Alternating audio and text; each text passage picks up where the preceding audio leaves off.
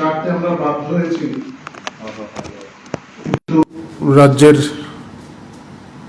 কিছু পরিস্থিতির কারণে আপনাদের ডাকতে আমরা বাধ্য হলাম। আজকে সন্ধ্যার সময় থেকেই আমাদের কাছে কিছু খবর আসছিল যে রাজ্যের বিভিন্ন স্থানে কিছু রাজনৈতিক ব্যক্তিত্ব তারা অস্থির পরিস্থিতি সৃষ্টি করতে চাইছেন। এর পেছনে সরাসরি ইন্ধন ছিল সিপিআইএম-এর, এবং সেই কারণেই আপনারা হয়তো অনেকেই পেয়েছেন একটা আমরা বিবৃতিও দিয়েছি, যাতে সবাই এই শান্তিপূর্ণ যে স্থিতি তা যাতে বহাল থাকে, সে জন্য সবাই একটা সক্রিয় ভূমিকা নেন। এই বার্তাটি আমরা আগেই দিয়েছিলাম আমাদের কার্যকর্তাদের, যাদের কোনো ধরনের অপ্রীতিকর পরিস্থিতি সৃষ্টি না হয়। আমাদের কার্যকর্তাদেরও অনেকে উত্তেজিত করতে পারেন, প্ররোচনা দিতে পারেন, যাতে তারা প্ররোচনার ফাঁদে না পড়েন। সেই জন্য আমরা আগেই বার্তা দিয়েছিলাম এবং সেই অনুযায়ী তারা কাজ করছেন।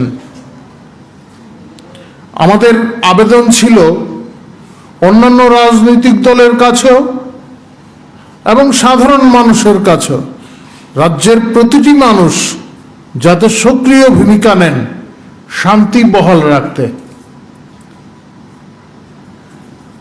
এরপরেই সাধারণত ওই সময় সাংবাদিক সম্মেলন করা হয় না, সিপিআইএম-এর তরফ থেকে একটি সাংবাদিক সম্মেলন করা হয় এবং তার থেকে কিছু ইঙ্গিত দেওয়া হয়েছে তাদের বক্তব্যে, যেগুলো ছিল যে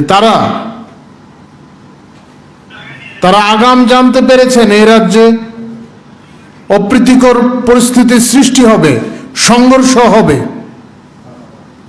স্বাভাবিকভাবে প্রশ্ন ওঠে কিভাবে এগুলি হলো। আর তাদের এই সাংবাদিক সম্মেলনের কিছুক্ষণের মধ্যেই সিধাইয়ের দিকে এক উত্তেজনাকর পরিস্থিতির সৃষ্টি হলো। প্রদ্যুৎ কিশোর দেববর্মা সেখানে গেছেন, আর সেখানে যাওয়ার পরেই আমরা এর আগেও বলেছি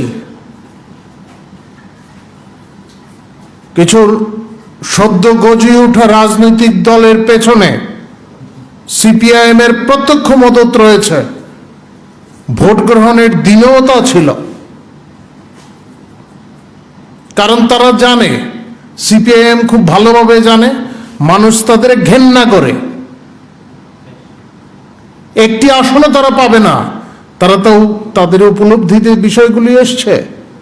সেই জন্য সদ্য গজে ওঠা যে দল, তাদের মাধ্যমে তারা এক অস্থির পরিস্থিতি সৃষ্টি করতে চাইছে। আর আজকে তাই হলো সিধাইতে।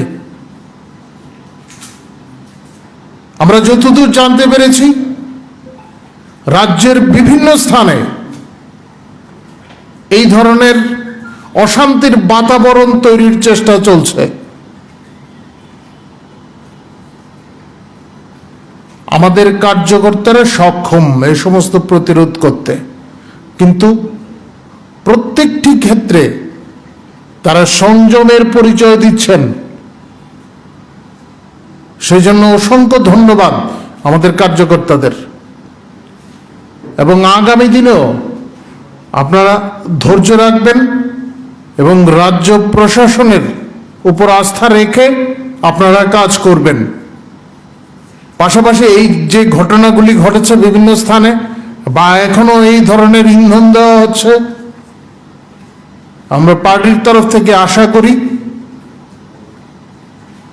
আমাদের রাজ্য সভাপতি অধ্যাপক ডক্টর মানিক সাহা তিনি নিয়মিত খোঁজ খবর নিয়েছেন এবং এখনো কার্যকর্তাদের সঙ্গে যোগাযোগ রাখছেন।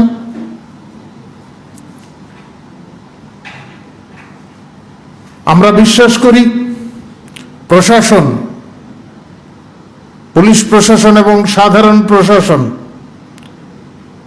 যেখানেই এই ধরনের অস্থিরতা সৃষ্টির যারা চেষ্টা করবেন, স্বাভাবিক জনজীবন যারা ব্যাহত করার চেষ্টা করবেন, যারা খুন সন্ত্রাসের রাজনীতি ফিরিয়ে আনতে চান, তাদের বিরুদ্ধে কঠোর ব্যবস্থা নেবেন। এবং ইতিমধ্যেই যে সমস্ত ঘটনাগুলি ঘটেছে সে বিষয়েও এবং যারা অপপ্রচার ছড়াচ্ছেন তাদের বিরুদ্ধেও পুলিশ প্রশাসন উপযুক্ত ব্যবস্থা নেবে বলে আমরা আশাবাদী।